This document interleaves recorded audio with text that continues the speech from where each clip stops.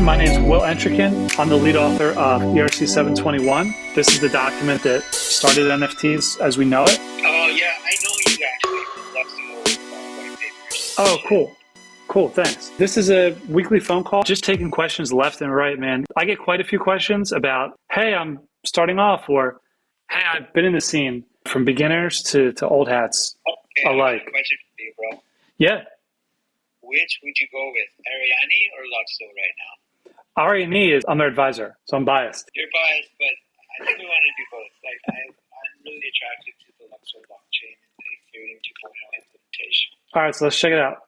Let's run them. So we got Ariane. Luxo is Lukso. Yeah. So right now we're talking about luxury goods, which is a great use case for NFTs. I mean, this is one of the first ones I did. And it's going to be massive, man. It's going to be so massive. It's perfect.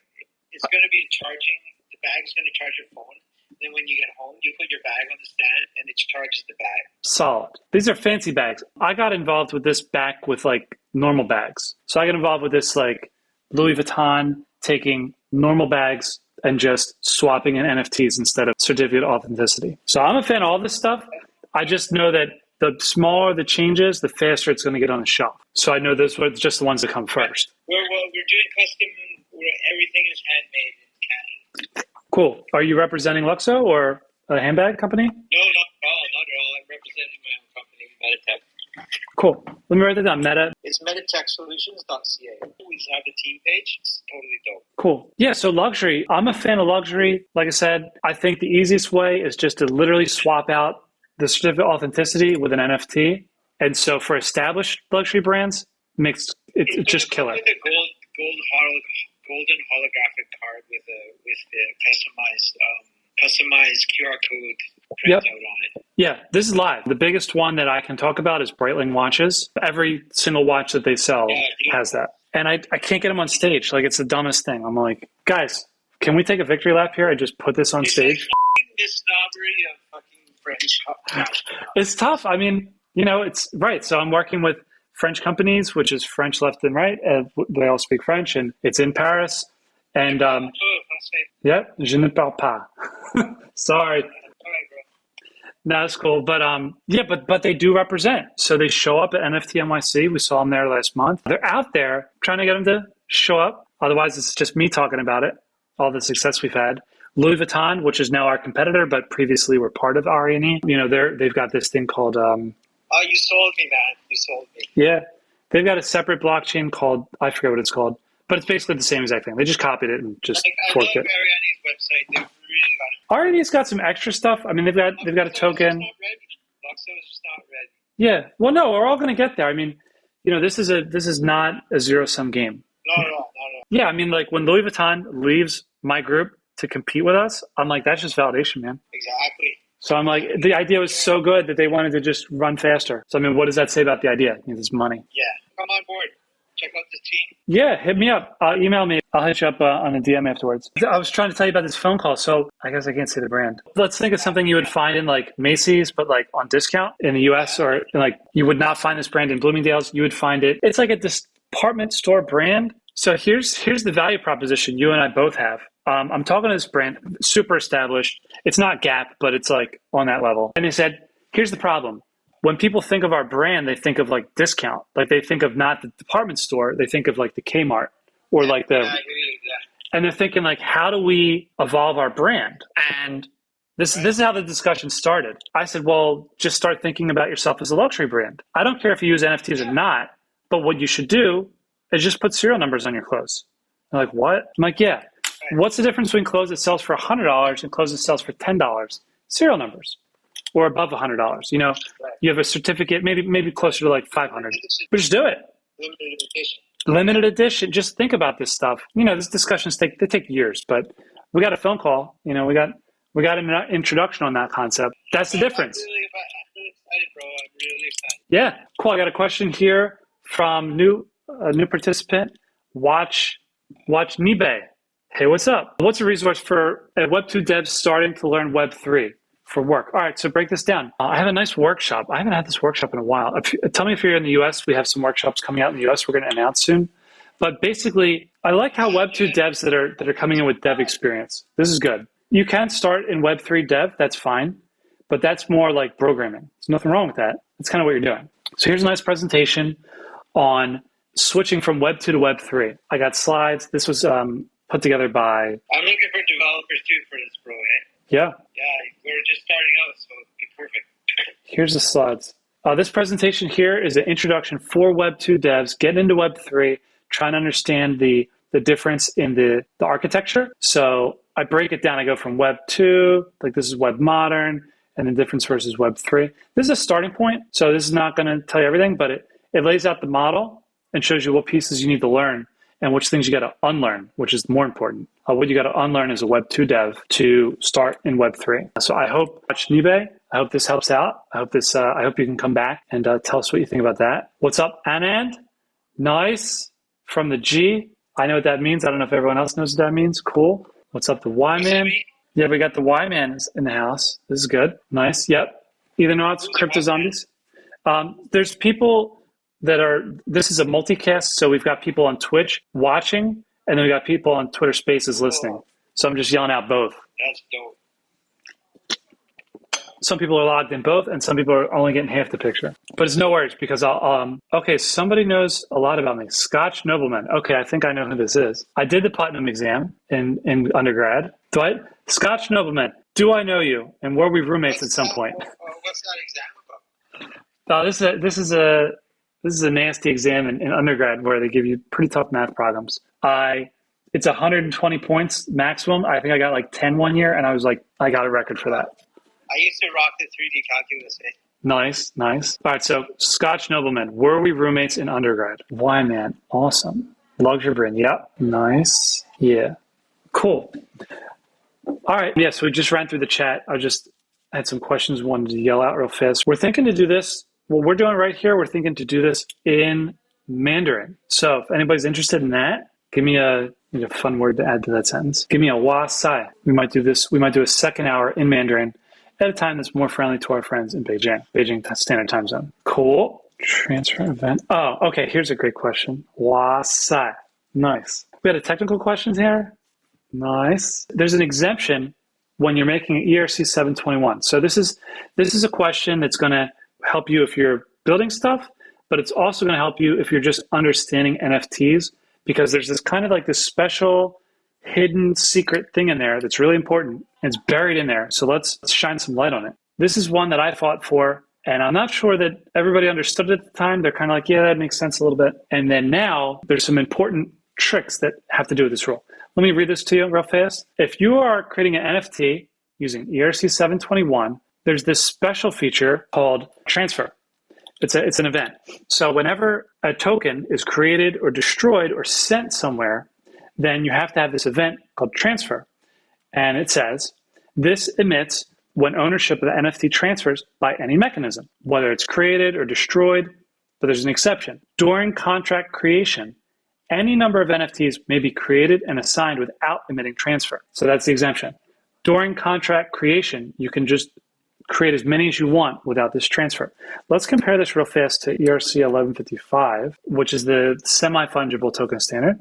Has an event called transfer single, and it says either transfer single or transfer batch must emit when tokens are transferred, including zero value transfer, as well as minting or burning, period. No exemptions. So this is a critical difference. And it means that ERC 721 can be used in certain situations that ERC 1155 cannot. Let's spell that out, why that is. When we were working on ERC 721, we had firsthand experience. You learn when you make mistakes, right? So we had firsthand experience of messing up a lot. I mean, like deploy, redeploy, deploy again, another time. Today, or maybe a month ago when ETH was really expensive, deploying stuff costs a lot of money, hundreds of dollars. Anybody who's made, contracts even on these marketplaces, you're spending a few $100s just to even create a contract. And if you mess something up, you got to start over. And so what we thought was, as we're going through this, we're like, if we're designing this thing and we're making mistakes, other people are for sure going to make mistakes. So we got to recognize that and not corner these people by making it hard for them. So it's actually a cop-out. So what this means is that if you're going to deploy a contract, maybe this is a mistake. Like maybe this is like version 2.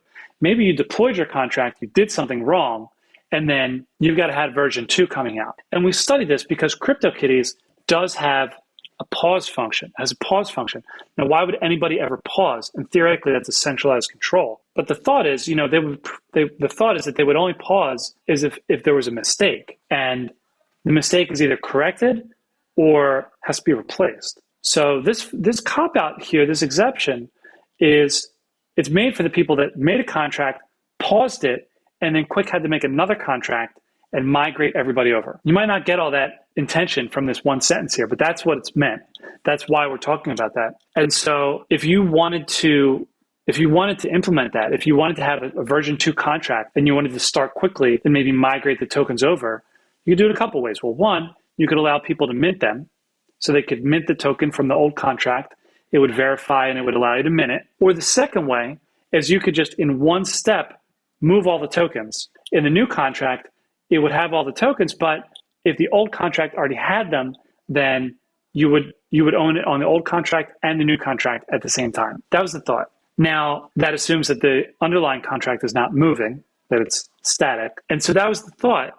And so here's why that matters. It's because if you wanted to do that, if you wanted to make a smart contract where there was going to be a version 2, you're going to assign all the tokens to everybody who's supposed to have them under your new contract because the first one's borked. You would have had to send a transfer event for as many people as you sent a token to. So that could be 1 million people. That's 1 million transfer events. That's just not possible. There's a limit to how much stuff you can do on one blockchain action. And so 1 million currently is too much. Even just a few hundreds too much. And so that means that you couldn't do it. So we put the exception in there and we're like, okay, we're just going to allow people to, it's a flash and flood. It's the Bill Cosby flash and flood. We're just going to make a contract that we're going to shove as many tokens as we can during the deployment if needed. So that is exactly what this thing does for you. And we put that gate there so you can abuse it. You can do other stuff during contract deployment for that reason. It's in there. People are familiar with ERC 721, so they should be recognizing that rule. And that's the rule. That's what it means. Drop this into episode 31. Yeah. Are proxies and like the Open Zeppelin method for upgradable contracts, does that make this issue moot? Yeah. So if you're upgrading your contract, then you don't need to worry about creating a bunch of tokens because the events were already emitted. So theoretically, your version 2 would have that. Using upgradable contracts makes that exception. It also introduces the problem that you're using upgradable contracts, but that's, to each his own. Different issue. Got a question here from Y-Man from the G. Cheapest NFT platform to teach middle school kids to sell their own NFTs. Well, we have one of those. So a guy I just met named Benjamin. This is a 12-year-old that made a very popular NFT. This guy, here he is. I met him at NFT NYC, and he sold however $1 million and didn't try too hard. I think they're whale pictures that he drew. And there's a little bit of code here. This is Python. So this was the only code you're looking at right here is just him dynamically creating images. But for the NFT themselves, you don't need to use anything fancy. So question for the Y-Man. Honestly, I'm in it to win it. I'm down for programming. I would say the easiest way to teach middle school kids to sell their own NFTs is to use Rarible or OpenSea, period. I'm not going to limit it to those two. I guess I should shout out this presentation I did on the topic. Basically, I went through every possible marketplace that's out there at the time that people responded to my Twitter question. And then I went through every one of them and I minted a thing on every one of these platforms. And I took slides of every step in the process. And there's hundreds of slides. And I have videos too. It's just slides and slides, hundreds of slides. And so I went through all these slides to show you what you're in for. So you could legit drop this 140 slide presentation on a middle schooler and be like, which one of these looks decent? And they'll blow through it and they'll be like, this one sucks, this one's cool. And plus I got emoji. It's like, what's good about it and what sucks. You could blow through these 140 slides, browsing and be like, okay, I want this one, I don't want that one. And that's as much as they need to decide. These words are important to them. They'll read it. If they don't, then they'll just skip it or whatever, and they'll pick one. If they read this, they're like, basically, there's no action on this. There's no auction. They're like, well, I want auction. But don't choose Mintbase because Mintbase is not going to work. And then pick a different one. And you just pick one of these things, and then I got all the slides. Now, these are a little outdated. It's been a few weeks, so it's possible that the slides have changed. But somebody will get an idea of which one they want. Or you could just do this. If you're helping these middle schoolers, you could go read these, 140 slides. This is going to get them from 0 to NFT within an hour. You're going to have to get them some Ether or some Tezos or some Mir or whatever. But basically, you just follow these steps and I have a different notebook here me and NFT Hype Man, we just sketched it in the sketchbook, just like that. Bam, bam, bam. And we minted it. And if you're in middle school, you don't need to be creating a 10,000 NFT drop. I think that's a little played out right now. I would much rather see a middle schooler take a Mead notebook, wide ruled notebook, and legit sketch out 100 sketches, even if they suck, even if you do it with your friends at lunch. Oh, and P.S., the money that you get from this thing, like 80% of it goes to your school to build a science lab, and you sell them as an auction, you're going to build a science lab with that shit. We're talking big money. I see a lot of people that are doing this, oh, I also want to make 10,000 of these things. That's how you don't sell out. It's into 10,000. 3D printing, we'll get to that too. But yeah, great. Thanks. Yeah, launch course. Thanks for sharing. Why, man? I started getting my daughter on this approach too. I got her like 10 slides in, but she won't do 11 because she's only 3. You really don't have to like try hard with this technology wise. You don't have to be like, oh, I'm going to make 10,000 of something and write software that draws a picture. The largest, most expensive NFTs were not made that way. They're not necessarily easier. You think, oh, I'm going to go make 10,000 of something. I need software to do that. Well, just get some friends, get some friends in. Instead of trying to sell 10,000, sell a few hundred. And you'll get pretty far with that. Even if you have to copy and paste something 250 times to load it, you think, I've played Super Mario Brothers 1 more than 250 times in a row straight. You're telling me I can't copy paste, pictures onto Mint Base or Rarible 250 times? Absolutely. Plus it's for money? Absolutely. I mean, I have videotapes of me playing Super Mario. I mean, just like nonstop. So these kids can definitely handle a little copy pasting. You don't need to write software, computer scripts. Just, have a good idea, have a good reason. You don't have to give away all your money to your school's science lab, but have a good reason. Have a good story, a little bit of artwork. That's kind of what's going on right now. And drop your NFTs. P.S. That's zero code. You don't need any code for that. So these are basic use cases. So you can use, stand on the shoulder of giants with that stuff. My best bud Laura had this trip that she went on. There was a $70 trip. And someone made a whole Wikipedia page just about that trip. It was not on Wikipedia. It's on a lore website. I don't remember the lore website. Yeah, but whole universe of NFTs could be generated from that experience. Be safe. Have your shaman nearby. You could do a lot with that for sure. This stuff's therapeutic too. People go on trips for different reasons, and it's therapy for some, and it's, just doing drugs for others. Open your mind, share your findings, and you'll connect with people. Are y'all to know each other?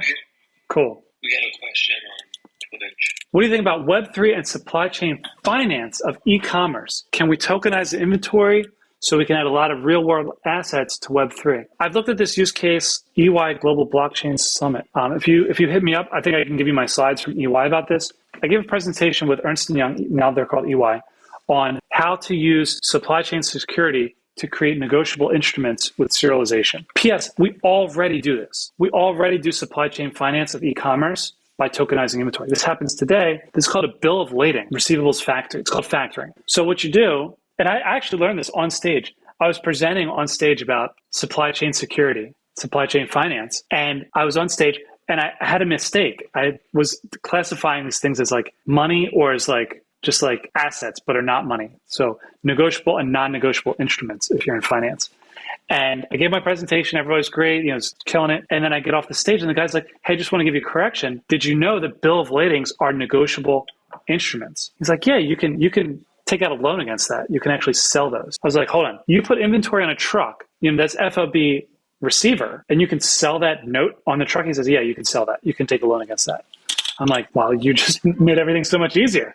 I mean, you just solved like all these things that DeFi are trying to do, or just, capitalize product, take things that are serialized and just tokenize and factor them across insurance and this and that. He already did that. He says, oh yeah, we have a whole industry for that. And I'm like, this is why, I'm here is to learn this stuff. So before we talk about Web3, let's talk about supply chain finance and e-commerce today and tokenization. And then for a moment, let's just talk about Web3 and how we can bring it into the real world. So Web2, we're talking about inventory. Now, I want to talk about something that's worth tokenizing. So not like, small stuff. We might be talking about equipment, big equipment, something that's already got serial numbers, things that are expensive, that are shipped, around the world, different jurisdictions, something like that. Something that's on multimodal transport. I want to find you something that's kind of working today and just only takes one step to work a new way. I don't want to give you something where we've got to serialize things and then do this and then do that. For example, drugs. drugs got to get serialized, and then we got to do other stuff. I'm working on that, but not worth talking about now. So let's take something like John Deere tractor trailers. Okay, that's specific. So you got John Deere tractor trailers, and plus, P.S. These things are ignoring recent Supreme Court rulings or federal district rulings, federal circuit rulings. A John Deere tractor is a continuing revenue stream, right? You sell the tractor, and then the people are locked in to buy services from you, and they can't fix it, or they have to pay you every month, or however these things work. So it's a big thing. It's shipped as a finished product from wherever it's going, and it can go into a warehouse. Let's pretend for the moment that John Deere warehouses are third-party owned, that it's not a company store. Jason, does everything I say make sense right now? So we've got a John Deere tractor. It's going into multimodal. So it's going into a container, and then it's shipped. It's on a ship. It's on a truck. It's on a plane. Probably not a plane. And it's going wherever it's got to go for tractors. And we've got different people touching it. So we've got John Deere makes it, finished product. Then it goes into a warehouse, and then it's on a boat. It's on a truck. It's on a rail, and it's going across countries. There's insurance going on with this thing. These things are insured.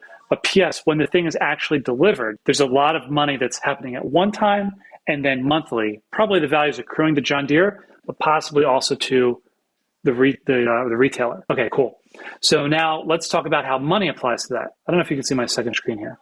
I just got the questions up. That's why I got an iPad here with just the questions. Okay, so what's everything that's happening in this situation? So we've got the John Deere tractor. It goes into a container. Now, wherever that container goes, we've got a bill of lading. We've got a negotiable instrument of value in this truck. So you get the equipment, you shove it in a container, you close the container. You put the container on a truck. The truck is going to a port, and the port's going to a boat. So the truck is independently owned, the boat's independently owned, the port's independently owned. All these things are happening. As the container's on the truck, there's liability. So the liability is, who's responsible for that delivery? We have Incoterms. So Incoterms describe this is a great Wikipedia article that just explains international commerce. And here's the money picture. Here it is. So it explains all the different terms when you buy stuff, from Alibaba or AliExpress, you get all your stuff. This explains who's responsible for what. There's different terms and they mean different things. And, FOB is an important one, and DDP is an important one. So many great analogies from international trade. I haven't thought about this before. This is why we talk. I mean, these things are all connected, so right? Much of the legal stuff. Well, you would say already articulated. Or it's put into buckets. Like they got words for these things. So we're gonna have to study these terms and apply them if we do anything with Web3.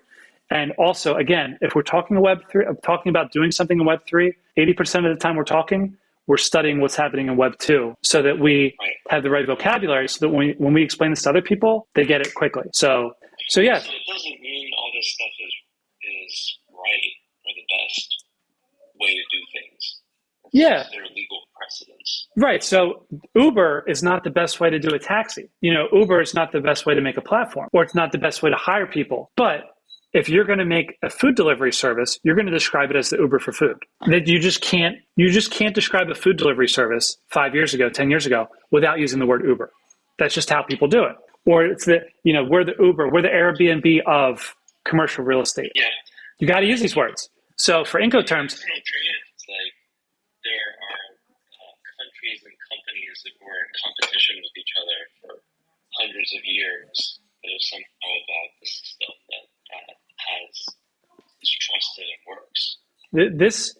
These words on this page, this chart is describing trillions of dollars annually of commerce. Trillions are using these words.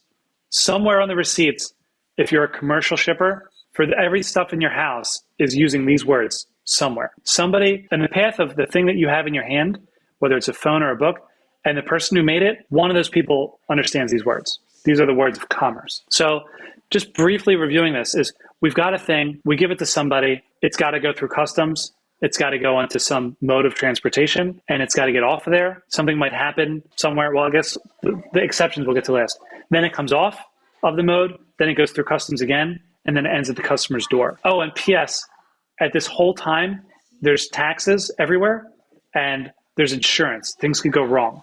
So at any point, this thing could get lost, stolen, broken, and there's got to be somebody responsible for every one of those things. You can't take this John Deere tractor, put it in a modal container, ship it somewhere, something goes wrong, and then now you're negotiating on how to fix it. That's wrong. You can't do that. Just like smart contracts. The minute you put it in that container, the minute that it leaves a factory en route somewhere, you've got to know every situation that can go wrong and who's going to pay for that. And that is Incoterms. So we've got letters. That whole concept, we've distilled down to DDP or FOB. Those are big ones. CIF. That just articulates immediately who's responsible for what, who's paying for what. That whole thing's figured out. Okay, so you could, at any point, because of the responsibility, because of the insurance, because of the different parties that are involved, this means that these things are negotiable. And by negotiable, I don't mean that the rules are negotiable. I mean that the money is negotiable. So if you put something onto a truck, the people don't get paid until the truck delivers it. Well, that means the truck driver's got skin in the game. That means the insurance provider cares about that truck. That means the insurance provider will pay the truck driver to put GPS in the truck. That means that people that finance these GPS trackers to put them in trucks so that the insurance companies will be happy. There's a market for that. That means that people are tracking the tokens and itemizing these things and having a better visibility into which tractors are on the truck will get paid for by the insurance company, because when these trucks get stolen, it'll be easier to find them, or it'll be easier to mark them as stolen, serial numbers on these trucks. So I'm saying that there's this SDK out there of all these places where you can hook in to add value. Now we can start the discussion of value-added services. So I was just hinting. Cold chain. When you buy drugs, you want it to show up at the correct temperature if you're buying a temperature-controlled drug. So you're trusting that the thing got there at the right temperature. But this trust isn't just trust in the brand. It's the trust in the pharmacy, the trust in the shippers, the ports. It's trusting that when this drug went to Dubai, which is a big place that drugs, pharmaceuticals trade hands, which happens to be over 100 degrees Fahrenheit when they're coming off of one truck and they're going onto whatever, you're trusting that it wasn't off the truck for so long that these drugs went out of spec and they got too warm so that when you're injecting your insulin, it doesn't work, right? So this is the interest you have. Now, how much more would you pay for a drug if you could prove that it was the correct temperature and you could prove that it was the correct efficacy, or at least not prove efficacy, but prove that the entire trip was the correct temperature? That'd be worth more to you. And by worth more to you, I mean either you would pay more, or you would have an insurance, or the brand would pay, or somebody would pay for this, right? And so this is where a service provider comes along and says, okay, well, why don't we put thermometers in these multiple window containers? And they do that, and so they're making money on this. One of these is called temp tail. There it is. So they got these things, and they hook into you have tamper evident, and so you put them inside the container, and you track them, and then you plug it in your computer, and it tells you like a time plot of temperature. This is just one part. Now we're ready to talk about Web3. Okay, so what happens when something's lost? How do we know which one was lost? Well, it depends. Does the bill of lading include serial numbers? No? Oh, well. So now one of them's lost, and you can't report it to police because you don't know which one was lost. Or if you want to know which one was lost, you got to track and trace already all the way back to the origin to figure out the serial numbers. So if we could introduce something like serial numbers on invoices connected to bill of ladings, and that OPS, when something gets lost, it goes to police, like that amount of supply chain security is directly connected to supply chain finance. Why? Because it's a lot easier to insure an individual unit than a lot, because you can't interdict a lot. Interdict an individual unit. You can interdict a lot. You can take one out, you can swap in an older one or whatever, and then the whole thing gets delivered. These things are all effective. They're all connected. So I've been studying this. This is a great use case for Web3 and Web3 concepts. You don't have to use Web3 to use Web3, right? So you can just use these ideas of just having the information connected granular level. That's really valuable. So you can have serial numbers, or the signatures are attached to specific serial numbers. You can have the audits attached to each point in time. These are things you can do with Web3 and with Web 2.5 or whatever, even Web 0. You can just use these concepts on paper and pen, just fine too. That's the introduction. So that's the starting point for discussing this. What's up, Jason? Where do we want to go with this? Cool. VeChain. Oh, yeah. Yeah, thanks, Jason. I love this topic. This is how we're really going to change the world with these type of things. Bringing security in there, bringing the visibility into the supply chain is what's going to allow supply chain finance to work better. And better supply chain finance means better customer experience, more, less fraud, less interdiction, less swaps, less scams. Yeah, we want to plug in all these things. Any businesses that are on this right now? Absolutely. We should follow? One of them is EY. EY is working on this. They've published some of this stuff. So they have a summit. Do they have one coming up? 2022, May. We have 2023. EY Blockchain Summit. So I would put that on your tickle list for 2023. I know of another one that I might be getting involved with called Suplane. They're working specifically for Web 2 in Dubai and Singapore. They have good events for this. So I'm looking to deliver a great show with Ziplane in September and maybe do this again in Dubai early next year. This is really important. You know, this really speaks to me. This is the whole reason I got into NFT personally, is to secure the supply chain, enable supply chain finance. You know, if you're going to make an impact in the world, we're talking trillions of dollars, not millions of dollars.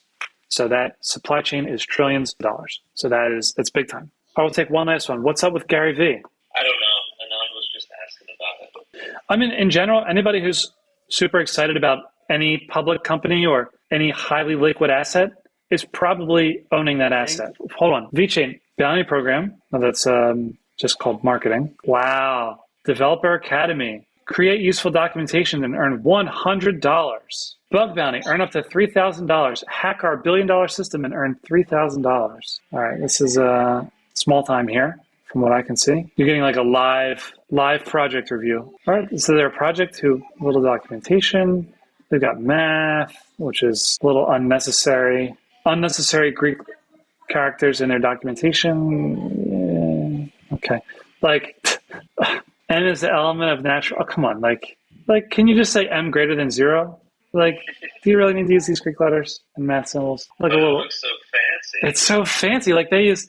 How do they get these? It must be science. Too cool for me. Maybe I'm hating. I've gone too far before on that. Okay, so what's the goal here? Public blockchain, value from activities by members, solving real academic problems. First link is a white paper, which is sounds like they're raising money. White paper is longer than the Bitcoin white paper, so that's a red flag. I'd like to see a better homepage. 100 authority nodes. That's 10 times more than the Ronin network, which got hacked because half the network got taken over. That's Axie Infinity. Governance, smart money and energy. This is a little bit like Tron, how that works. Okay. That sounds like how Tron works. Nothing wrong with that idea. Steering committee, advisory board, no team. We've got our steering committee. We've got our advisory board, and there's no employees. That's like your first impression. And I could be wrong. Let's look at GitHub. So this is a product built for developers, and they've got some people on their repo, 100 issues. Okay. I know nothing about this project, and the homepage didn't really help me either. So looks like it's trying to be a blockchain. Doesn't look like it's trying to do anything specific. Cool enough. Here's the question. Are they worthy? They said they partner with Walmart. That's a red flag. The question is, did Walmart say they partnered with them? I want to see a press release from Walmart.